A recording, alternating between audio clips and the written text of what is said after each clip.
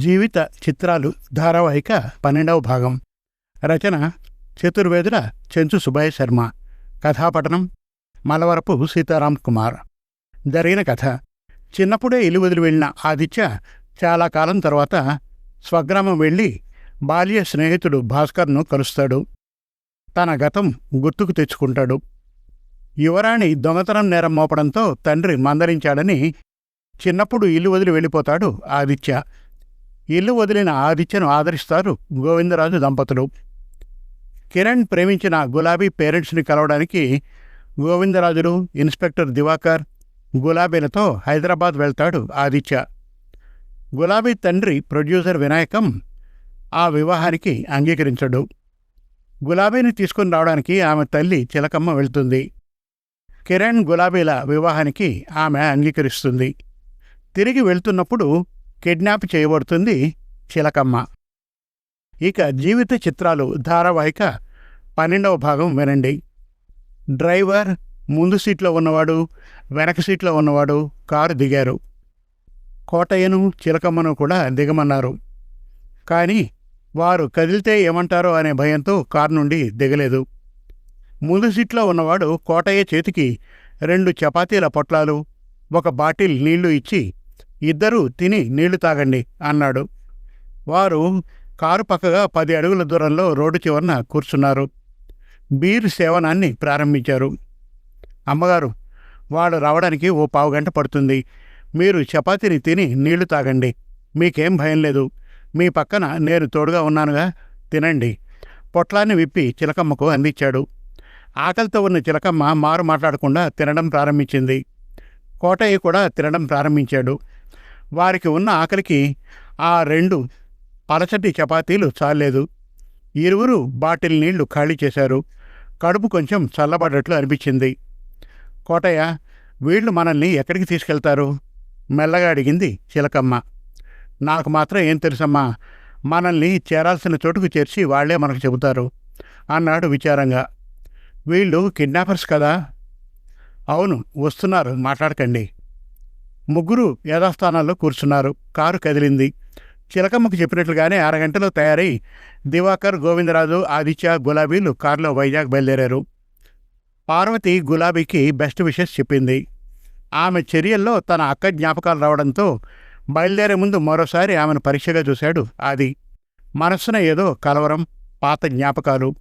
వెళ్ళొస్తామండి చెప్పి కారు ఎక్కాడు. ఆ సాయంత్రం వినాయకం పార్టీ సభ్యుల్లో ముఖ్యుడైన రామకోటి పుట్టినరోజు కారణాన రామకోటి గారు బ్రహ్మాండమైన పార్టీ అరేంజ్ చేసి పార్టీ సభ్యులందరినీ ఆహ్వానించాడు. తన కార్యాలయం నుండి పిఏ రంజిత్ను కలిసి వినాయకం ఆ పార్టీకి హాజరయ్యారు. అందరూ కలిసిన కారణంగా పలు విషయాల మీద చర్చలు, వాద ప్రతివాదాలు జరిగి మందు, విందు, భోజనం రాత్రి 12 గంటలకు ముగిసింది. వినాయకం గారు 12:30కు ఇంటికి చేరారు మిత్రుడి కారులో. పని మనుషుల్ని భార్య గురించి అడిగారు. వారు అమ్మగారు ఇంకా ఇంటికి రాలేదని చెప్పారు. వినాయకం పరిస్థితి అయోమయంలో పడింది. లేడీస్ క్లబ్కు ఫోన్ చేశాడు. అందరూ 10 గంటలకే వెళ్ళిపోయారని వాచ్మెన్ చెప్పాడు. చిలకమ్మ తరచుగా వెళ్లే ఆమె స్నేహితురాండ్ర ఇళ్లకు ఫోన్ చేశారు. రాలేదనే జవాబును విన్నాడు. చిలకమ్మ బయలుదేరే ముందు హడావిడిలో సెల్ను తీసుకోలేదు. ఆమె ప్రాంతానికి బయలుదేరాడు. 20 నిమిషాల్లో ట్రాఫిక్ లేని కారణంగా అక్కడికి చేరాడు. విజయ్ని కలుసుకున్నాడు. కోటయ్య ఫోన్ తీసుకుని విజయ్ సాయంతో తన స్కూటర్ డిక్కీలో ఎక్కించి విజయ్కు ధన్యవాదాలు చెప్పి వినాయకం గారి ఇంటి వైపుకు బయలుదేరాడు. 6 గంటలో చేరాడు. కారును పోర్టికోలో ఆపి ఇంట్లోకి ప్రవేశించాడు రంజిత్. హాల్లో పిచ్చోడిలా ఎర్రని కళ్ళతో సోఫాలో కూర్చొని ఉన్న వినాయకాన్ని సమీపించాడు. సార్, కారును తీసుకొచ్చాను మెల్లగా చెప్పాడు. మీ అమ్మగారు కోటయ్య ఏమైనట్రా? విచారంగా అడిగాడు. నాకు ఏమీ తోచడం లేదు సార్. ఒక్క మాట సార్. చెప్పు. ఆ రోజు మనం కొట్టామే, వాళ్ళు కిడ్నాపర్స్ అయి ఉంటారని నా అనుమానం సార్. వినాయకం ఆవేశంతో రంజిత్ ముఖంలోకి చూశాడు. అతడికి వినాయకం వాలకం భయాన్ని కలిగించింది. సార్, నేను చెప్పింది కేవలం నాకున్న అనుమానమే. అది నిజం కావచ్చు, కాకపోవచ్చు. మనం డిఐజీ కొండలరావు గారికి ఫోన్ చేసి విషయాన్ని చెప్పడం మంచిది కదా సార్. ఏం చెబుతాడో అని బిక్కముఖంతో వినాయకం వంక చూశాడు. వినాయకం కొన్ని క్షణాలు ఆలోచించి, రంజిత్, డిఐజీకి ఫోన్ చేయి అన్నాడు. రంజిత్ చేతి వాచీని చూశాడు. టైం రాత్రి 2 గంటలు. ఈ సమయంలో వారికి ఫోన్ చేస్తే వారు ఏ స్థితిలో ఉంటారో ఏమంటారో. సందేహంతోనే సెల్లో నెంబర్ నొక్కాడు. రింగ్ అయి ఆగిపోయింది. ఏరా వాడు ఫోన్ ఎత్తలేదా? విచారంగా లేదు అన్నట్లు తలాడించాడు రంజిత్. మళ్ళా చెయ్యి. ఈ సెల్ ఫోన్స్ వచ్చినాయి కానీ కొందరి జీవితాలకు శాపాలయ్యాయి. పెరిగే విజ్ఞానం వల్ల మనిషి శాంతాన్ని సౌఖ్యాన్ని కోల్పోతున్నాడు. ఈ నిశరాత్రిలో నిద్రపోయే మనిషికి అంతరాయాన్ని కలిగిస్తున్నానంటే అంతా దీని మహిమేగా. ఆ మహాశయుడు ఫోన్ ఎత్తకపోతే ఈ రావణాసురుడు నన్ను వెళ్ళి పిలుచుకురా అని శాసిస్తాడు. తిరుమల వెంకన్న నన్ను కరికరించి, డిఐజీ గారు ఫోన్ ఎత్తేలా చేయి స్వామి. మనసులో ఈ భావాలతో మరోసారి ప్రయత్నించాడు. డిఐజీ గారు ఫోన్ ఎత్తారు. రంజిత్ ముఖంలో సంతోషం. సార్ గుడ్ మార్నింగ్ అన్నాడు. ఎవర్రా నువ్వు? ఇది గుడ్ మార్నింగా? డిఐజీ గారి మాట ఎంతో కర్కశంగా వినిపించాయి రంజిత్ చెవులకు. సార్ నేను రంజిత్ను సార్. ఏమోయ్, రాత్రి 2 గంటల సమయంలో నీ కొంప మునిగింది. ఇదా నాకు ఫోన్ చేసే సమయం? సారీ సార్, నిజంగా మా అయ్యగారి కొంప మునిగింది సార్ దీనంగా చెప్పాడు రంజిత్.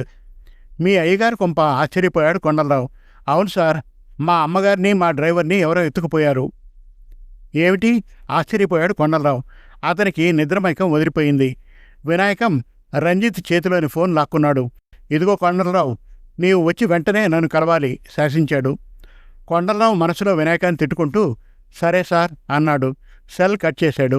దెబ్బతిన్న సింహంలా వినాయకం సోఫాలో, పిల్లిలా రంజిత్ నేల మీద కూర్చొని డిఐజీ గారి రాక కోసం ఎదురు చూస్తూ ఉండిపోయారు. ఆదిత్య, దివాకర్, గోవిందరాజు, గులాబీలు విజయవాడలో కారు నాపి భోజనం చేశారు. నలుగురు కారును సమీపించారు. ఆది సెల్ రింగ్ అయింది. చూశాడు. ఫోన్ చేసింది భాస్కర్. హలో భాస్కర్, ఎక్కడున్నావు? విజయవాడలో. ఎందుకు? అదో పెద్ద కథ, మనం కలిసినప్పుడు చెబుతాను. గులాబీని చూస్తూ నవ్వాడు ఆది. గులాబీ సిగ్గుతో చిరునవ్వుతో తల దించుకుంది. యువరాణి నిన్ను కలవాలనుకుంటూ ఉంది. ఆ స్థలాన్ని నీకు ఇవ్వడానికి ఆమెకు ఎలాంటి అభ్యంతరమూ లేదట. నిన్న inspector Mohan, retired head master గారు ముకుందయ్య గారు నిన్ను పదే అడుగుతున్నారు. మా అమ్మా నాన్న కూడా నిన్ను చూడాలని అంటున్నారు. ఇక్కడికి ఎప్పుడొస్తావు అడిగాడు భాస్కర్. నేనిప్పుడు వైజాగ్ వెళ్తున్నాను. అక్కడ 2-3 రోజులుండి తర్వాత వస్తాను చెప్పాడు అది.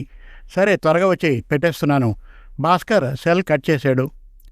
చిన్న, ఫోన్ చేసింది ఎవరు? భాస్కర్ బాబాయ్. ఏం చెప్పాడు? భాస్కర్ తనతో చెప్పిన విషయాలను ఆది గోవిందరాజుకు చెప్పాడు. అన్నీ విన్న తర్వాత, చిన్న, కిరణ్ సమస్య పరిష్కారమైందిగా. నీవు కారులో నెల్లూరుకి వెళ్ళు, మేము ట్యాక్సీలో వైజాగ్ వెళ్తున్నాం. ఆ స్థలాన్ని ఇంకా నీవు ఏమేమి అక్కడ కొనాలని నిర్ణయించుకున్నావో వాటికి సంబంధించిన వ్యక్తులతో మాట్లాడి కొనేసి నీ అకౌంట్లో డబ్బు ఎంత ఉందో చూసుకో. చాలకపోతే ఫోన్ చేయి, క్రెడిట్ చేస్తాను. త్వరగా రావడానికి ప్రయత్నించు. ఆఫీస్ వ్యవహారాలు నాకంటే నీకే కదా బాగా తెలుసు. నీ వచ్చే వరకు నేను కిరణ్ చూసుకుంటాం. ఊరికి చేరగానే పురోహితుల్ని పిలిపించి కిరణ్, గులాబీల వివాహానికి ముహూర్తాన్ని నిర్ణయిస్తాను. వెడ్డింగ్ కార్డుల్ని రెడీ చేస్తాను. ఏ పని చేసినా 1-2 సార్లు ఆలోచించి జాగ్రత్తగా చేయి చిన్న. పగ, ప్రతీకారం మనం నచ్చనివి. ప్రేమ, సౌభ్రాతృత్వం మనం మెచ్చినవి. ఇవి నీకు తెలిసిన విషయాలే. నీవు ఆ స్థానానికి వెళ్తున్నావు కాబట్టి గుర్తు చేశాను చిరునవ్వుతో చెప్పాడు గోవిందరాజు. అలాగే బాబాయ్, కూర్చోండి. మిమ్మల్ని ట్యాక్సీలో ఎక్కించి నేను బయలుదేరుతాను. నలుగురు కారులో కూర్చున్నారు. ఆది కారును ట్యాక్సీ స్టాండ్ వద్ద ఆపి క్యాబ్ వ్యక్తితో మాట్లాడాడు. ఆ ముగ్గురు కారులో కూర్చున్నారు. బావగారు జాగ్రత్త, త్వరగా రండి చిరునవ్వుతో చెప్పింది గులాబీ. మగవారు ముగ్గురు ఆనందంగా నవ్వారు.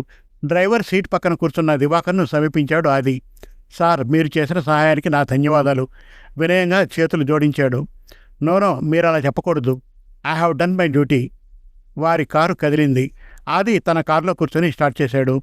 3 గంటల ప్రాంతంలో డిఐజీ కొండలరావు వినాయకం నిలయాన్ని చేరుకొని వారిని దర్శించాడు తాగిన మైకంతో.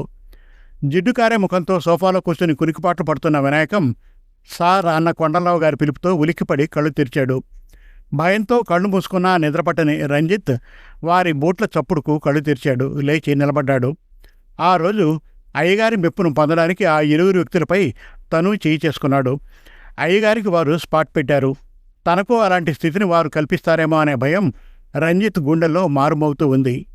ఆ కొండలరావు, వచ్చినావా?